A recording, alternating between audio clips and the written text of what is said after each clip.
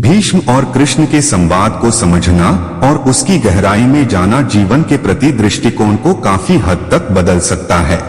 यह संवाद महाभारत के भीष्म पर्व में स्थित है और इसमें भीष्म पितामह और श्री कृष्ण के बीच बातचीत होती है।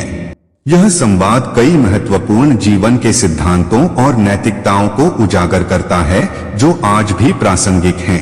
महाभारत का संदर्भ और भीष्म पितामह का महत्व। महाभारत भारतीय महाकाव्य है जो कुरुक्षेत्र की महान लड़ाई के इर्द गिर्द बुना गया है। भीष्म पितामह जो धर्मराज युधिष्ठिर के दादा थे, इस महाकाव्य के एक प्रमुख पात्र हैं। वे एक महान योद्धा और एक सम्मानित राजनयिक थे जिनकी नैतिकता और धर्म के प्रति समर्पण उनकी पहचान थे। भीष्म की मृत्यु की स्थिति में उनके द्वारा कृष्ण के साथ किए गए संवाद ने जीवन के अनेक पहलुओं को उजागर किया।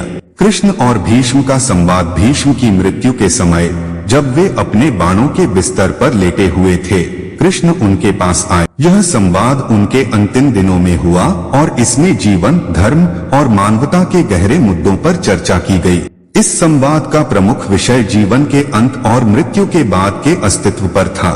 नमस्कार मित्रों, ऑडियो को आगे सुनने से पहले आप सभी का हमारे YouTube चैनल राइट टू शिक्षा सुखचैन सिंह पर एक बार तहे दिल से स्वागत करता हूं और चैनल को सब्सक्राइब, लाइक, शेयर करना मत भूलना। मित्रों, धर्म और कर्तव्य का महत्व। भीष्म और कृष्ण के संवाद में सबसे महत्वपूर्ण बिंदु धर्म और कर्तव्य का महत्व है।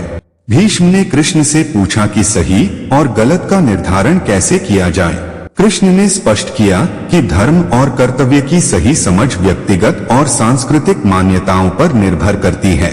यह महत्वपूर्ण है कि व्यक्ति अपने कर्तव्यों को निभाए और समाज के प्रति अपनी जिम्मेदारियों को समझे।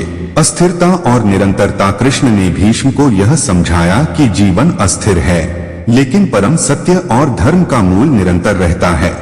जीवन के उतार चढ़ाव और अस्थिरताओं के बावजूद जो व्यक्ति धर्म के मार्ग पर चलता है, उसे स्थिरता और शांति प्राप्त होती है।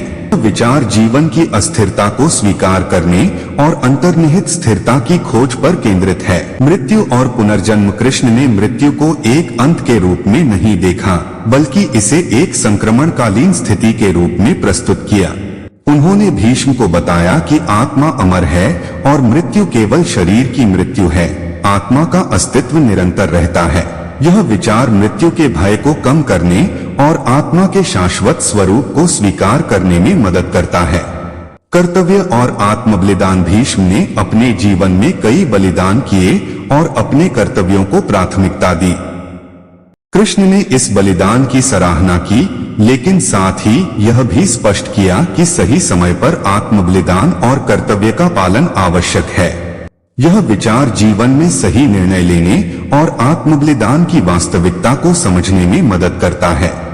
समाज और व्यक्तिगत जीवन। भीष्म और कृष्ण के संवाद में समाज और व्यक्तिगत जीवन की महत्वपूर्ण बातों पर चर्चा की गई।